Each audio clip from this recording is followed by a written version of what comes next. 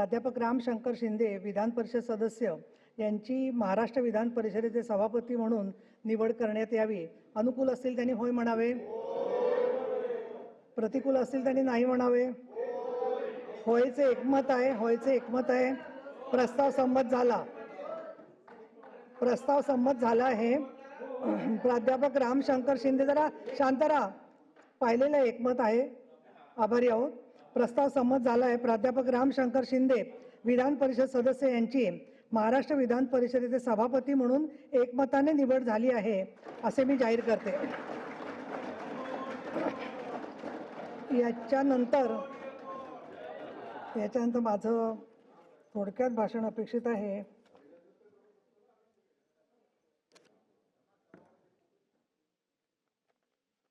सन्माननीय रामशंकर शिंदे यांची आत्ताच काही क्षणांपूर्वी विधान परिषदेचे सभापती म्हणून एकमताने निवड झाली आहे।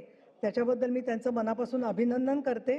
आणि ही जी निवड केली त्याच्यामध्ये सन्माननीय देवेंद्र फडणवीस, सन्माननीय एकनाथजी शिंदे, सन्माननीय अजितदादा पवार आणि सर्व संबंधितांनी, नेते मंडळींनी जी त्यांच्यावर जबाबदारी टाकलेली आहे त्याच्या संदर्भामध्ये त्यांना मी शुभेच्छाही देते।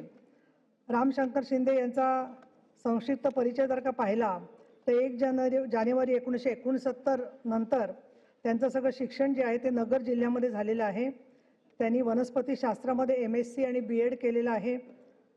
शेती हा त्यांचा व्यवसाय आहे। भारतीय जनता पक्षाचं काम ते करत आहेत आणि कर्जत जामखेड या मतदारसंघामधून त्यांनी अनेक दिवस राजकीय सामाजिक काम केलेले आहे। पुण्यश्लोक अहिल्यादेवी होळकर यांचे वडील माणकोजी शिंदे यांच्या 9व्या पिढीतील वंशज म्हणून ते सर्वांना परिचित आहेत। तसंच उपाध्यक्ष, चिटणीस, युवा मोर्चा, भाजप अहमदनगरचे चिटणीस, अहिल्यानगरचे चिटणीस, 2007 ते 2011 भाजप जामखेड मंडल ते अध्यक्ष, अशी अनेक विविध पदं करत असताना सरपंच पदापासून ते राज्यस्तरापर्यंत त्यांनी कार्य केलेलं आहे। 2009 ते 2014 ह्या सदस्यांच्या काळामध्ये महाराष्ट्र विधानसभा सदस्याबरोबर लोकलेखा समितीवर त्यांनी कार्य केलेलं आहे। 2014 मध्ये महाराष्ट्र विधानसभेवर त्यांची फेरनिवड झालेली आहे आणि 5 डिसेंबर 2014 पासून त्यांनी गृह विभाग, ग्रामीण, पणन, सार्वजनिक आरोग्य व पर्यटन खात्याचे राज्यमंत्री व अहमदनगर जिल्ह्याचे पालकमंत्री म्हणून अतिशय चांगलं काम निभावलेलं आहे।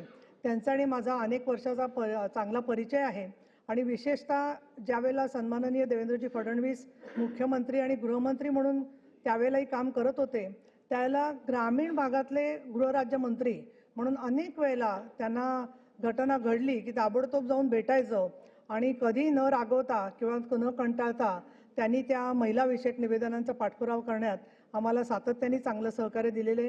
या विधान परिषदेच्या सभागृहामध्ये मी अनेक वेळेला पाहते आणि त्यांचे जे प्रश्न असतात ते स्पेसिफिक प्रश्नाबरोबर त्यांच्या मतदारसंघामध्ये सगळं व्यवस्थित आहे ना याच्यावरती त्यांचा जास्त भर असतो आणि त्याप्रमाणे त्यांचं सातत्याने काम चाललेलं आहे।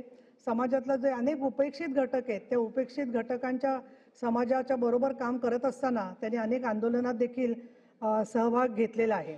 आजच्या निवडीच्या निमित्ताने माझी भावना आणि प्रतिक्रिया जी आहे ती व्यक्त करत असतानाच खूप म्हणजे खूप उजवीकडच्या आणि डावीकडच्या, वरच्या आणि समोरच्या अशा सगळ्या लोकांना माझ्या प्रतिक्रियेबद्दल फार उत्सुकता आहे। तर मी या ठिकाणी सांगू इच्छिते, निदा फाजलींचं एक 4 वाक्य आहेत। दुनिया जिसे कहते हैं जादू का खिलौना है, दुनिया जिसे कहते हैं जादू का खिलौना है, मिल जाए तो मिट्टी है, खो जाए तो सोना है। गम हो कि खुशी, गम हो कि खुशी, दोनों कुछ देर के साथी है, फिर रास्ता ही रास्ता है, हंसना है न रोना है। त्याच्यामुळे मला असं वाटतं की या संदर्भामध्ये सातत्याने दिवंगत मुख्यमंत्री मनोहर जोशी शिवसेनेचे यांनी मला पहिल्यांदा आमदारकी मिळाली त्यावेळेला सांगितलं होतं की मिळाली आमदारकी, पण काम करत असताना श्रद्धा आणि सबुरी याच्यावरती मी काम करत आलोय आणि त्या श्रद्धा आणि सबुरीच्या आधाराने आणि तुमचं सगळ्यांचं प्रेम आणि सहकार्य, दृश्य आणि अदृश्य, प्रेम आणि शत्रुत्व या सगळ्यामधून हे सर्व घडत असतं याची मला चांगली जाणीव आहे. पण तरीसुद्धा जोपर्यंत आमचे एकनाथ शिंदे माझ्या पाठीशी आहेत तोपर्यंत मला कुणालाही घाबरायची गरज नाही, हे मला या ठिकाणी जरूर मी सांगते, नमूद करू इच्छिते. आणि फडणवीस साहेबांनी मला सांगितलं की नीलमताई, तुम्ही वसंतराव डावखरेंची आठवण ठेवा. त्यांना कोणी दुर्बल मानत होतं का? त्यांना कोणी कमी प्रतीचं मानत होतं का? त्यामुळे तुम्ही डावखरे साहेबांचा आदर्श ठेवून काम करा. तर त्याच्यामुळे मला आता डावखरे साहेबांचा आदर्श ठेवायचा म्हणजे सगळं तर मी त्यांच्यासारखं करू शकत नाही. परंतु परंतु परंतु त्यामध्ये जे मला शक्य होईल, आता उदाहरणार्थ ते मांढरदेवीचं भक्त होते, तिथल्या जेव्हा त्या मंदिरामध्ये सगळं दुर्घटना घडली तेव्हा मी मांडलं होतं की आपण तिथे जाऊन पाण्याची टाकी आणि सगळं रेस्क्यूचं काम केलं पाहिजे. ते त्यांनी ताबडतोब केलं. त्यावेळेला ते उपसभापती होते, मी साधी आमदार होते, तर त्यांनी त्यावेळेला मला बोलवून त्या उद्घाटनाच्या वेळेला त्यांनी बोलवलं. त्यामुळे सगळे डावखरे साहेबांचे जे मला शक्य आहेत ते गुण माझ्या अंगामध्ये मी नक्की घेईन, स्वीकारीन. आणि दुसरं महत्त्वाचं राजकारणामध्ये, तुम्ही कुठल्या पदावर असता त्याच्यापेक्षा कोण तुम्हाला महत्त्व देतं याच्यानुसार तुमचं महत्त्व ठरतं. आणि त्यामुळे डाव्या बाजूनी मला मिळणारं महत्त्व असेल किंवा उजवीकडून मिळणारं महत्त्व असेल, याच्यामध्ये 80% समाजकारण आणि 20% राजकारण या हिंदू हृदय सम्राट बाळासाहेब ठाकरे यांच्या भूमिकेनुसार काम करत असताना मला जरूर असं वाटतं की हे सगळं काम नक्की हातून अजून चांगल्या प्रकारे या विधान परिषदेमध्ये घडेल. तर मी इथे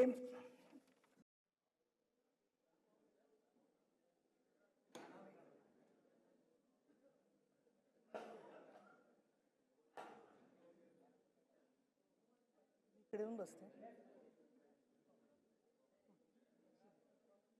हां, मी इकडून येते, मी इकडून जाते आणि इकडे येऊन बसते.